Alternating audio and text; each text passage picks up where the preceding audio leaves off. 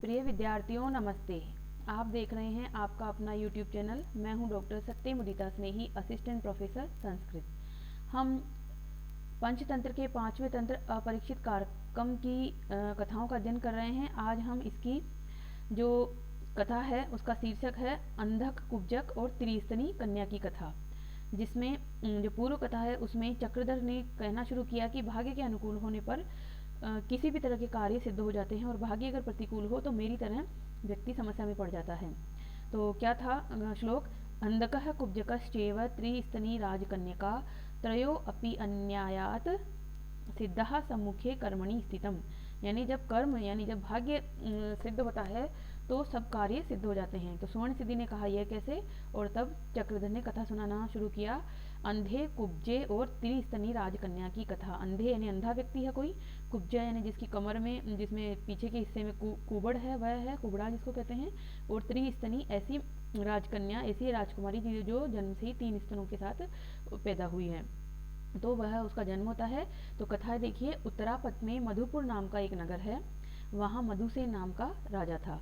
उसे विषय भोग का अनुभव करते हुए एक कन्या उत्पन्न हुई जो त्रिस्तनी थी। तो त्रिस्तनी कन्या उत्पन्न हुई। उसका पैदा होना सुनकर राजा ने अपने कंचुकी मतलब सेवक, जो वृद्ध सेवक होता है, उसको बुलाकर कहा, अरे तो इस त्रिस्तनी कन्या को दूर वन में ले जाकर कहीं छोड़ दे, जिससे कि किसी को भी पता न लगे कि मेरे यहाँ पर इस तरह की कन्या पैदा हुई है।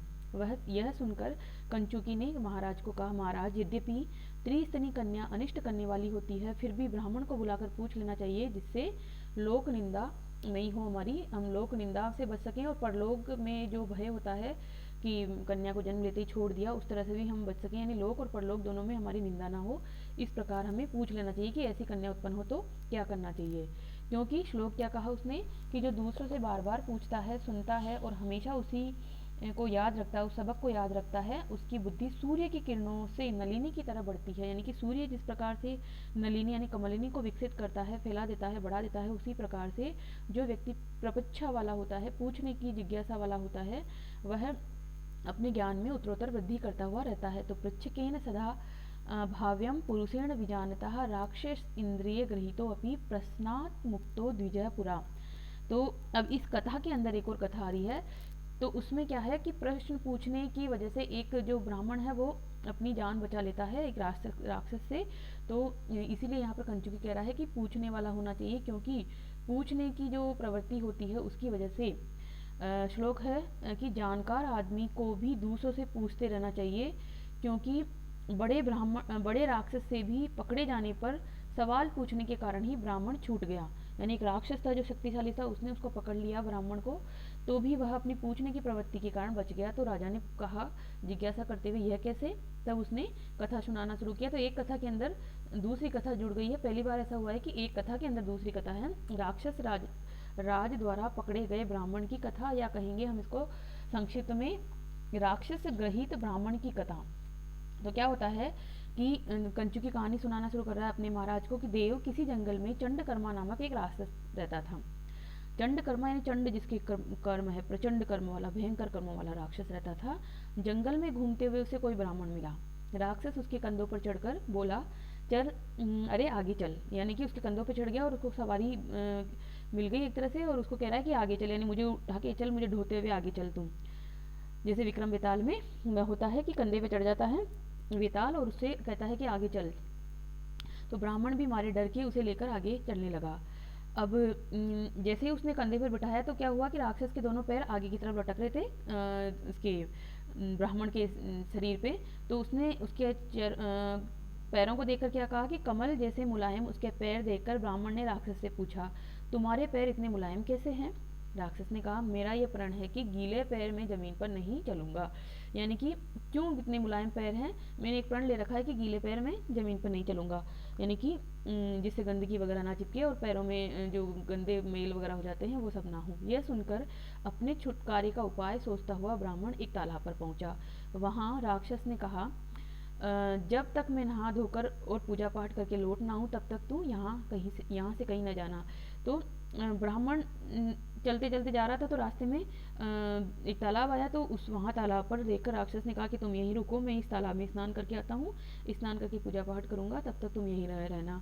अब ब्राह्मण ने क्या सोचा कि जरूर ये पूजा पाठ करने के बाद में मुझे खा जाएगा, मुझे अपना शिकार बना लेगा, इसलिए मैं जल्दी से यहाँ से भागूं, क्योंकि ये गीले पैर से तो बाहर निकलेगा नहीं और मुझे मेरा पीछा करेगा नहीं, ज़मीन पे नहीं रखेगा।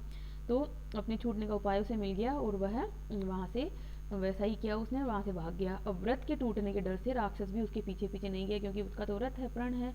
तो उसने पानी में प्रवेश किए हुए है, अब पानी के किनारे पे भी आके वो आगे नहीं बढ़ता है, क्योंकि गीले पैर हैं उसकी, तो वो उसका पीछा नहीं करता है। इसलिए उसकी जो ब्राह्मण है उसकी जान बच जाती है। तो इसलिए सब कहते हैं कि जानकार आदमी को भी दूसरों से पूछते रहना चाहिए।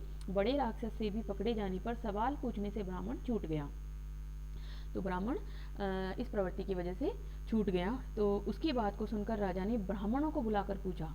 अभी तक तो कंचुकी उसको सलाह दे रहा था, जो कि एक प्रधान सेवक होता है। अब ज्योतिषियों को, ब्राह्मणों को, सबको बुलाकर राजा ने पूछा कि हे ब्राह्मणों, मेरे यहाँ त्रिस्तनी कन्या का जन्म हुआ है, उसकी शांति का कोई उपाय है या नहीं।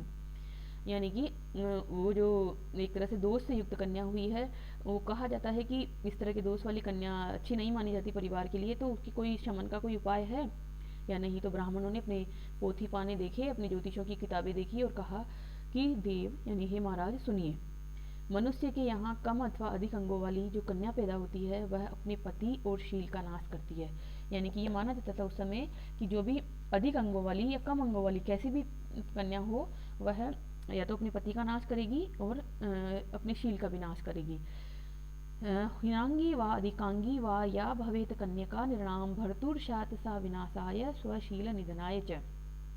इसी तरह से अगला श्लोक और बोला उसने, या पुनः स्त्रीस्तनी कन्या याति लोचन गोचरम पितरम नाशयति एव सा द्रुतम न अत्र संशय। तो इसमें श्लोक का क्या अर्थ है कि इसमें से भी अगर 3 स्तनों वाली कन्या अपने पिता की नज़रों पर पड़े, यानी पिता उसको देखता रहे, तो वह तुरंत ही अपने पिता का नाश कर देती है, इसमें कोई संदेह नहीं है। तो राजा को सलाह देते हैं ब्राह्मण कि आप क्या करिए कि आप इस बच्ची को देखना छोड़ दीजिए, इसलिए इस लड़की को आप बिल्कुल ना देखिए, आपको उसको नहीं देखना चाहिए। अगर कोई और उपाय क्या बताया उन्होंने शमन का उपाय, कि अगर कोई व्यक्ति इस कन्या के साथ विवाह करे तो उसे इस कन्या के साथ विवाह करके देश से बाहर निकाल दीजिए, इससे आपका दोनों लोग सुधर जाएंगे। यानी इस लोक में भी आपकी निंदा नहीं होगी और परलोक में भी आपको कोई दिक्कत नहीं होगी कि आपने किसी कन्या को मतलब छोड़ दिया था, त्याग दिया था या मार दिया था, इस तरह का कोई आप पे पाप नहीं लगेगा। तो उनकी ये बात सुनकर राजा ने डंके की चोट पर मुनादी करवा दी, यानी कि ऐलान करवा दिया अपने साम्राज्य में कि क्या ऐलान करवाया, लोगों इस त्रिस्तनी कन्या के साथ जो ब्याह करेगा, जो विवाह करेगा, उसे 1 लाख स्वर्ण मुद्राएं मिलेगी और उसी समय उसे देश भी छोड़ना पड़ेगा। मतलब 2 चीज़ें, कि कन्या से विवाह हो जाएगा, 1 लाख स्वर्ण मुद्राएं मिलेगी, और परंतु आपको इस देश में नहीं रहना, आपको देश छोड़ के जाना पड़ेगा कहीं और। तो मुनादी किए जाने पर बहुत दिन बीत गए और कोई भी इस तरह से आया नहीं स्वीकार करने उस कन्या को कि मैं विवाह के लिए तैयार हूँ, कुछ नहीं आया। फिर भी उस कन्या को लेने के लिए कोई तैयार ही नहीं हुआ, विवाह के लिए कोई तैयार ही नहीं हुआ। अब क्या हुआ कि राजा ने उसको किसी छिपे स्थान पर, गुप्त स्थान पर रखवा कर पालन पोषण उसका करवाया नौकरों के द्वारा, दास दासियों के द्वारा। तो वह छिपे स्थान पर रहकर उसका पालन पोषण हुआ, बड़ी हो गई है वो, जवान हो गई काफ़ी। तो फिर से क्या हुआ कि मुनादी करवाएंगे वो अपने साम्राज्य में। तो उसी नगर में जब मुनादी हुई तो कोई अंधा था, वो उसी नगर में रहता था, तो उसी नगर में कोई अंधा रहता था, उसका मंथरक नाम का एक कुबड़ा मित्र था, जो आगे उसकी लकड़ी को पकड़ के चलता था, धीरे धीरे चलता था, क्योंकि किसी को रास्ता दिखा रहे हैं और आप उसके साथ चल रहे हैं तो अंधा व्यक्ति धीरे चलेगा। तो मंथरक शब्द का मतलब क्या होता है कि जो जिसकी गति मंथर होती है, मंथरक धीरे धीरे चलने वाला। तो कुबड़े के आगे कुबड़ा जो था वो अंधे के आगे लकड़ी को पकड़कर चलता था, उसका एक तरह सेवक था, मित्र नहीं कहेंगे यहाँ पे, सेवक था ये। उन दोनों ने उसको सुना मुनादी को, तो उन्होंने जाकर उस जो मुनादी के लिए जो ढोल बज रहा था, उसको यहाँ पे डुग्गी कहा जा रहा है, उस ढोल को उन्होंने जाकर छूने का किया, फैसला किया। तो उन दोनों ने डुग्गी सुनकर, यानी वो मुनादी सुनकर आपस में विचार किया, भाग्यवश कन्या मिलती है तो हमें उस डुग्गी को रोकना चाहिए, उस जो ढोल है जो अनाउंस कर रहा है उसको रोकना चाहिए, जिससे हमें सोना मिले और हमारी ये जो ज़िंदगी है सुखपूर्वक बीते। और अगर मान लीजिए कि इस कन्या के दोष की वजह से हमारी मृत्यु हो जाए, मैं मर ही जाऊँ, तो क्या होगा, इस दरिद्रता के नाश से, इस दरिद्रता के जो दुख से मुझे मुक्ति मिल जाएगी, क्योंकि दरिद्रता बहुत भयंकर होती है। तो दोनों तरह से इसको सोच लेता है कि अगर कन्या मिलेगी और सोना मिलेगा तो जीवन सुखपूर्वक हो जाएगा, और मान लीजिए कि कन्या के दोष की वजह से मृत्यु हो जाए मेरी, तो ये जो दरिद्रता वाला जीवन है उससे मुक्ति मिल जाएगी। कहा भी गया है कि, क्या कहा गया है, एक श्लोक अच्छा सा, इसका भाव यह है कि भूखे पेट भजन न होई गोपाला। तो श्लोक में है कि लज्जा, स्नेह, वाणी की मिठास, बुद्धि, जवानी, स्त्रियों का साथ, अपनों का प्यार, बुद्धि की हानि, विलास, धर्म, तंदुरुस्ती, बृहस्पति जैसी बुद्धि, पवित्रता, आचार विचार, ये सब बातें उन आदमियों को शोभा देती है जब उनका जो पेट रूपी घड़ा, घड़ा शब्द आएगा यहाँ पर, पेट रूपी घड़ा जब अन्न से भरा होता है तभी व्यक्ति इन सब पे विचार करता है। नहीं तो किसी तरह से उस कोई लज्जा कुछ नहीं होती व्यक्ति में, कोई उसको वो नहीं होती, अपना पेट भरने के लिए वो किसी भी तरह का गलत काम भी कर बैठता है। तो इसलिए भूखे पेट भजन न होई गोपाला, और ये जो कहते हैं कि पापी पेट की वजह से इंसान कुछ भी कर बैठता है। तो यहाँ पर यही श्लोक है कि हम तो इतना गरीबी में जी रहा हूँ, अंधा कहता है कि मैं तो इतना गरीबी में जी रहा हूँ, इसलिए मुझे इस गरीबी से मुक्ति चाहिए, इसलिए मैं उस कन्या से भी विवाह कर लूँगा।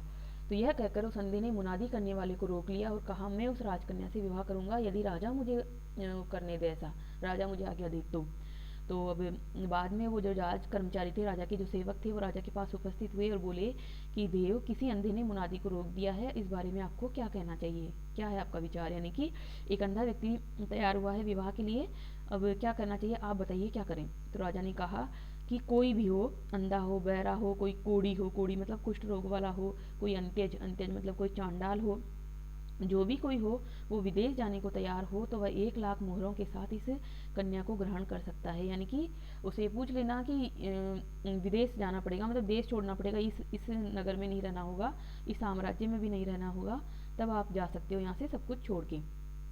तो वह यहाँ से जाना पड़ेगा उसको। तो राजा की आज्ञा से त्रिस्तनी को नदी के किनारे ले जाकर 1 लाख मोहरों के साथ उस अंधे को देकर तथा नाव में बिठाकर मल्लाहों से राजपुरुषों ने कहा, मतलब राजा के पुरुष वापस आए और अंधे को तो स्वीकार करना ही था कि कैसे भी शर्त को अंधे ने स्वीकार कर लिया शर्त को, और उसका विवाह उसके साथ हुआ नदी के किनारे पे। उनको 1 लाख स्वर्ण मुद्राएं देकर नाव में बिठा दिया और मल्लाहों को, यानी नाव खेने वाले जो थे, उनको कह दिया कि इनको ले जाओ, देश की सीमा से बाहर छोड़ दो। तो क्या कहा उन्होंने मल्लाहों को कि अरे, देश से बाहर ले जाकर किसी नगर में सपत्नीक, यानी पत्नी सहित इस अंधे को कुबड़े के साथ छोड़ देना, यानी यहाँ से निकालो इसको, वहाँ छोड़ देना।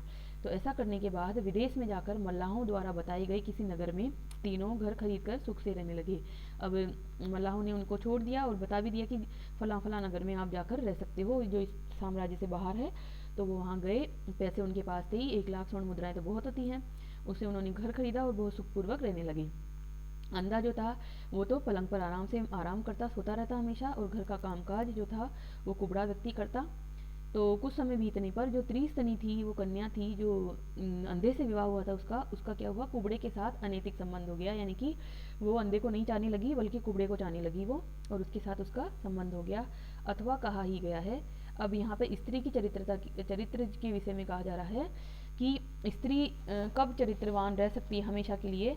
ये यहाँ पर एक श्लोक है कि यदि शात शीतलो वहनी चंद्रमाश दहनात्मक है सुस्वादु सागर स्त्रीणाम तत्सतित्वम प्रजायते, कि अगर जो अग्नि है वो शीतल हो जाए, चंद्रमा जो है वो दहन वाला हो जाए, जलाने वाला हो जाए, और समुद्र जो है वो मीठा हो जाए, तो ही स्त्रियों में सतीत्व पैदा हो सकता है। यानी कि देखा जाता है कि प्राचीन ज़माने में उदाहरण ऐसे हैं कि सती महिलाएं भी मिलती है, परंतु ऐसी भी मिलती है जो चरित्र से गिर जाती हैं, चरित्रहीन हो जाती हैं। तो कह रहे हैं कि इतने जो असंभव कार्य अगर हो संसार में तो ही कोई स्त्री हमेशा के लिए सतीत्व वाली हो सकती है, या सारी स्त्रियां सतीत्व वाली हो सकती हैं। यानी कि स्त्री जाति में भी कुछ ना कुछ तो ऐसी महिलाएं मिली जाएगी जो पतिव्रता नहीं होती हैं। तो क्या हुआ कि ये श्लोक होने के बाद में अब आगे कहानी बढ़ रही है कि एक दिन त्रिस्तनी ने कुबड़े से कहा कि हे सुभग, यानी हे स्वामी, यदि अंधा किसी तरह मार दिया जाए तो हम दोनों का समय मौज से कटे। यानी कि अंधे को मारने की प्लानिंग करने लगी वह उसकी पत्नी जो थी वो त्रिस्तनी। इसलिए कहीं से अगर जहर की खोज कर दो तो वो जहर में इसे देखकर सुखी हो जाऊं, क्योंकि डर तो लगता ही था ना उन्हें कि देख भले नहीं सकता पर सुनता तो था, समझता तो था सब कुछ। तो वो उसको मारना चाह रही थी, उसकी जो पत्नी थी वह। तो उसने कुबड़े से कहा कि जहर लाओ, इसको मैं मार के सुखी हो जाऊं। उस कुबड़े को घूमते घामते एक बार मरा सांप दिखाई दिया। तो मरा सांप को घर में लाकर खुशी खुशी उस त्रिस्तनी से कहने लगा कि सुभगे, यानी हे भाग्यशाली, यह काला सांप मिला है, इसकी बोटी बोटी करके सौंठ इत्यादि मसाले मिलाकर और पकाकर मछली का मांस कहकर उस अंधे को दे दो। यानी कि इसको कुछ पकाओ, अच्छे से छोंक लगा दो इसकी, मसाले वगैरह में मिलाकर टुकड़े टुकड़े करके इसकी अच्छे से पकाकर इस अंधे को दे दो और कह देना कि मछली का मांस है, क्योंकि वह मछली बहुत पसंद करता है और वह इसे तुरंत खा जाएगा और इससे वह खाने से वह तुरंत मर जाएगा और उसे मछली का मांस बड़ा प्रिय भी है। यह कहकर कुबड़ा बाहर चला गया कहीं घर के कामकाज में व्यस्त। उसने भी आग जलाई चूल्हे में और काले सांप के टुकड़े टुकड़े करके उसे मट्ठे में, मट्ठा मतलब छाछ में मिलाया और अंधे से विनयपूर्वक क्या कहा कि है आर्यपुत्र, आपकी मनचाही मछली का मांस जिसे आप हमेशा मांगते रहते थे मैं लाई हूँ। मछलियाँ पकने के लिए आग पर चढ़ी हुई हैं। जब तक मैं घर का काम करती हूँ तब तक आप कड़छल से उसे चला दीजिए मतलब हिला दीजिए। तो जैसे घर में छाछ से कढ़ी बनाई जाती है या कोई भी किसी तरह की कोई और सब्जी बनाई जाती है, उसी तरह से इसने छाछ में मछलियों को पकाने के लिए आग पे चढ़ा दिया और अपने पति को उसके पास में बिठा दिया। क्योंकि अंधा है वो कोई और काम तो नहीं कर सकता, परंतु चम्मच को हिलाते हुए उसको जो भोजन पक रहा है उसको हिलाते तो रह सकता है कंटिन्यू। तो उसने वहाँ पर उसको कड़छल देकर बिठा दिया और कहा कि मैं घर का और काम कर लेती हूँ, आप यहाँ बैठिए और इसको हिलाते रहिए। अब जो अंधा था उसको मछली का मांस बहुत पसंद था, तो उसे भी खुशी हुई इस काम को करने में। तो वह सुनकर वह खुशी खुशी मुँह चाटता हुआ जल्दी से उठकर कड़छल से उसे चलाने लगा। यानी कि जैसे अच्छी चीज़ पर पकाई जा रही है तो मुंह में पानी आ जाता है, वैसे उसके मुंह में पानी आया और वह बहुत खुशी खुशी उस काम को करने लगा और उसके पास में बैठ गया। अब मछली समझकर सांप के मांस को चलाते हुए उसकी विषैली भाव से उसके आँखों के जो मांडे थे, मांडे मतलब यहाँ पर गंदगी, आँखों के जाले जो थे वो गल गए। आँखों में जो भी गंदगी थी वो गिर गई, क्योंकि वो सांप का मांस उसमें सांप पक रहा है, उसकी विषैली भाप निकली तो विषैली भाप उसकी आँखों में गई, तो वो आँखों की गंदगी उसकी निकल के बाहर गिरी। तो उसे लगा कि तो बहुत फ़ायदे वाली चीज़ है, कोई अच्छी चीज़ है जो मेरी आँखों को साफ़ कर रही है। तो इससे बहुत फ़ायदा मानकर वह अंधा अपनी आँखों पर बराबर उसका बफारा देने लगा। यानी कि उस जो भगोनी में जो बर्तन में पक रहा था वो उसके ऊपर की तरफ हो गया। अपने आँखों को जैसे भाप लेते हैं, गर्म पानी का भाप लेते हैं, वैसे उसने अपने चेहरे पर अपनी आँखों पर उस भाप को लेना शुरू कर दिया। तो उससे कुछ ही देर में उसकी नज़र यानी आँखों की रोशनी लौट आई। तो नज़र लौटने पर उसे वहाँ केवल सांप के टुकड़े ही दिखे उस बर्तन में। फिर उसने सोचा, अरे ये क्या बात है, उसने तो मुझसे मछली का मांस कहा था, पर ये तो सांप की बोटियाँ हैं यानी सांप के टुकड़े हैं। इसलिए मैं त्रिस्तनी का चाल चलन दस्तयाफ्त करूं, जिससे यह पता चले कि मुझे मारने की तदबीर उस कुबड़े की है या किसी और की है। यानी कि ये जो त्रिस्तनी है ये मेरी पत्नी है, इसने मुझे मारने की योजना बनाई है या उस कुबड़े ने बनाई है या किसी और ने बनाई है, ये देखूं तो सही में। तो ये जानने के लिए वह क्या है, अपने आँखों की रोशनी आ चुका है, इस बात को छिपा लेता है और यह सोचकर और अपना भाव छिपाकर वह पहले की जैसे ही अंधे की तरह कार्य करने लगता है, अंधा बना रहता है वो।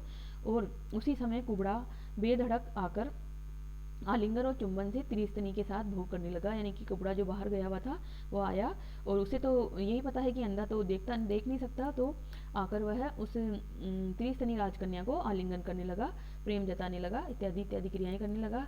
तो यह देखकर उस अंधे को बहुत ही गुस्सा आया, परंतु गुस्सा आने पर भी क्या होता है, वहाँ उसने देखा कुछ हथियार मिल जाए तो मारें इसको, पर जब अंधे ने देखा तो उसे वहाँ पर कोई हथियार नहीं मिला, कुछ मारने के लिए कुछ नहीं मिला।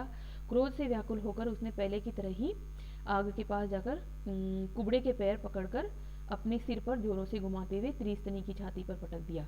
अब यहाँ पर जो आग के पास है ना, ये शब्द गलत है, यहाँ पर आएगा कि कुबड़ा उस समय तो क्रोध को अपना दबा लेता है और इंतजार करता है रात्रि होने का और सोने के बाद पलंग के पास जाकर, यहाँ पर ये होगा कि व्याकुल होकर पलंग के पास जाकर कुबड़े ने क्या किया, सोते हुए अंधे ने क्या किया, सोते हुए उस कुबड़े के पैरों को पकड़ा और उसको बहुत ज़ोर से घुमाया। बहुत ज़ोर से घुमाते हुए त्रिस्तनी भी उसके पास में वहीं सोई हुई है, उसकी छाती पर पटक दिया। और पटकने से क्या हुआ कि कुबड़े के गिरने से स्त्री जो त्रिस्तनी थी वो महिला, उसका तीसरा स्तन छाती में घुस गया और जोर से घुमाए जाने से कुबड़ा भी सीधा हो गया। तो अब यहाँ पे क्या हो रहा है कि क्योंकि बहुत तेज उसने घुमाया, गुस्सा तो उसमें था ही अंधे व्यक्ति में, तो दोनों पैरों को पकड़ा उसने बहुत ही बलपूर्वक और बहुत तेज माथे पे यूँ घुमाया और घुमाकर उस स्त्री पर मारा, छाती पर मारा। तो मारते ही उसका स्तन तीसरा था जो अंदर घुस गया और कुबड़ा भी तेज घुमाए जाने से सीधा हो गया, यानी कि उसका भी दोष जो था वो दूर हो गया। तो यहाँ पर देखिए कुबड़े का कोप दूर हो गया और त्रिस्तनी का जो तीसरा स्तन था जो उसकी एक तरह से दोष था उसके शरीर में क्योंकि वो अधिक अंगों वाली थी, तो वो भी उसका अंदर घुस गया, तो वो भी ठीक हो गई और वो भी ठीक हो गया। और यहाँ पे अंधा पहले ठीक हो चुका है क्योंकि उसकी आंखें उस सांप के जहर से एक तरह से लाभान्वित हो गई, उसको हानि नहीं हुई। तो इसलिए यहाँ पे इस कहानी में क्या आया सार कि जब भाग्य अनुकूल होता है तो किसी के बुरा करने पर भी आपका बुरा नहीं होता है, बल्कि भाग्य की अनुकूलता की वजह से आपका अच्छा हो जाता है। भले ही उस व्यक्ति ने खराब काम किया तो उसके लिए उसके जो भविष्य में कभी उसको पाप मिल सकता है, पर इस कहानी से हमें पता चल रहा है कि उसको उस समय तो लाभ ही हुआ है। तो यहाँ इसलिए मैं कहता हूँ कि कौन कह रहा है, यहाँ चक्रधर कह रहा है कि अंधा, कुबड़ा और त्रिस्तनी राजकन्या, इन तीनों के काम भाग्य के अनुकूल होने से अन्याय से सिद्ध हो गए। यानी कि उन्होंने तो भले ही न्याय नहीं किया था, न्यायपूर्ण कार्य नहीं किया था, सबने एक दूसरे के प्रति गलत ही किया था, परंतु फिर भी उनका भाग्य अनुकूल था, इसलिए उनके जो कार्य थे वो उनके लिए अच्छे साबित हुए। और इस प्रकार से चक्रधर अपनी इस स्थिति को, जो वो चक्रधर बना हुआ है, उसके लिए किसको दोष देता है, भाग्य को दोष देता है। और क्या कहता है कि मेरा इसमें कोई दोष नहीं है, मेरा भाग्य ही प्रतिकूल था, इसलिए मैं इस तरह से चक्रधर बन के यहाँ पर जी रहा हूँ। तो यहाँ पर श्लोक वापस वही था जो पहले की उसमें आया था। तो शिक्षा क्या है, शिक्षा यहाँ पर यह है कि कई बार बहुत सारे इंसान आपका बुरा करने के लिए आपके प्रति बहुत गलत कार्य कर सकते हैं, पर आपको भगवान पे और अपने भाग्य पे भरोसा रखना चाहिए, तो आपका अच्छा अगर होना है तो हो ही जाएगा। और उस इंसान को बुरे कर्मों की सज़ा उस समय भले ही ना मिली हो, परंतु भविष्य में कभी ना कभी ज़रूर मिलेगी, ये ज़रूर है। तो आपको इंतज़ार करना चाहिए कि भगवान के घर देर होती है अंधेर नहीं होती, कुछ ना कुछ उसका बाद में भगवान प्रतिकार करेगा। यानी कि उसके भाग्य में जो उसने बुरा कर्म किया है उसका वही खाता बनता जा रहा है और वो बाद में जुड़ेगा और उसे फल मिलेगा।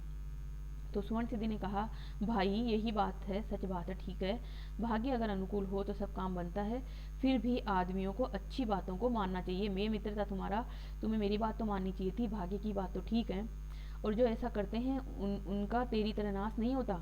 जो अपने मित्रों की बात मानते हैं, अच्छे लोगों की बात मानते हैं, उनका तेरी तरह नाश नहीं होता।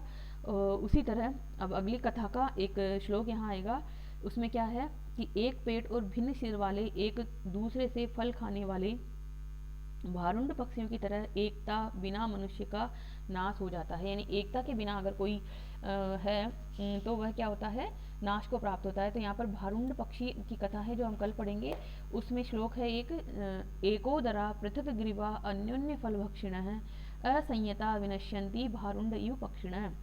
तो भारुंड पक्षी हैं जो कि एक उदर वाले हैं, यानी पेट उनका एक ही है, परंतु दो गिरवा है, दो उनके मुंह हैं और दो गर्दनें हैं, उनसे वो अलग अलग फलों को खाते हैं और फल उनको अंदर जाके पेट में पचता है, तो उनको नाश हो जाता है दोनों का ही और मृत्यु को प्राप्त हो जाते हैं। तो क्या करें कि इसमें समन्वय होना चाहिए, बात माननी चाहिए, एक दूसरे को बात माननी चाहिए। अगर एक व्यक्ति दूसरे की बात नहीं मानता तो उनका कार्य है वो उनको नाश को करवा देगा, जैसे कि इस अगली कथा में। तो चक्रधर ने कहा यह कैसे हुआ, तो स्वर्ण सिद्धि जब अगली कथा कहेगा तो हम उसको कल सुनेंगे। परंतु आज क्या करना है आपको, आज इस कथा से आपको क्या शिक्षा मिली, जो बीच में इसमें एक कथा आई थी उससे तो ये शिक्षा मिली कि पूछने की प्रवृत्ति आप में होनी चाहिए। पूछने की प्रवृत्ति होने से आप अपनी ज़िंदगी में बहुत कुछ पा सकते हैं। तो आप विद्यार्थी हैं, अपने टीचर से, अपने सहपाठियों से जब भी आपको कोई समझ में ना आए तो पूछें अवश्य, बिल्कुल भी संकोच ना करें। आपने देखा होगा कि पूछने से आपके शंकाओं के समाधान होते हैं और आप उत्तरोत्तर ज्ञान प्राप्त करते हुए अच्छा करते हैं। और अगर आपने कुछ गलत पूछ लिया, आपके ऊपर किसी ने हंसा भी, तो जो हंसने वाले हैं वो मूर्ख हैं, आप मूर्ख नहीं हैं, क्योंकि आप जानते हैं कि ज्ञान की एक सीमा होती है, आप सब कुछ प्राप्त नहीं कर सकते, परंतु आप प्राप्त करने की कोशिश तो कर रहे हैं। तो आप उन लोगों से कहीं श्रेष्ठ हैं जो बिल्कुल भी नहीं पूछते हैं, नहीं पढ़ते हैं, नहीं शंका को मन में लेकर ही बैठे रहते हैं। तो उनका शंका का समाधान कभी नहीं होगा, उनकी अज्ञानता आजीवन बनी रहेगी। और आपकी कोई गलती भी है, कोई अज्ञानता भी है, तो उसी समय आपके टीचर से, आपके सहपाठियों से समाधान मिलते ही ठीक हो जाएगी। तो इस कथा में जो बीच में जो कथा आई थी वो ज़्यादा महत्वपूर्ण है। और ये वाली कथा यह है कि आप अगर अच्छा कार्य करते हैं तो आपके अच्छे कर्मों के फल आपके भाग्य में जुड़ते जाते हैं और भाग्य अनुकूल होता है। तो आपके किसी ने आपका कितना भी बुरा किया हो, आपका बुरा नहीं होगा, आपका अच्छा ही होगा। इसलिए भाग्य पे और ईश्वर पे भरोसा रखना चाहिए और हमेशा अच्छे कर्म करते रहना चाहिए। तो अगर आप इस चैनल पर पहली बार आए हैं तो सब्सक्राइब कर लीजिए और बेल आइकन को दबाकर ऑल शब्द पे क्लिक कर लीजिए, ताकि इस चैनल पर डाले जाने वाले सभी वीडियो के नोटिफिकेशन आपको तुरंत मिल जाए। वीडियो अच्छा लग रहा होगा आपको अवश्य ही, तो इसको लाइक कर दीजिए, शेयर और फॉरवर्ड भी कीजिए, क्योंकि विद्या बांटने से बढ़ती है। और YouTube में कमेंट बॉक्स पर आपके अमूल्य सुझावों का स्वागत है। किसी भी तरह की कोई समस्या हो, किसी भी तरह का कोई सुझाव हो, हमारा आपको आभार व्यक्त करना हो, हमारे कार्य के प्रति आप को लगता हो कि हम अच्छा प्रयास कर रहे हैं, तो उसमें आप धन्यवाद भी लिख सकते हैं, किसी भी तरह की कोई बात लिख सकते हैं। तो धन्यवाद, आभार, पढ़ते रहिए, स्वस्थ रहिए। कल फिर मिलेंगे, फिर किसी अन्य विषय के साथ। धन्यवाद।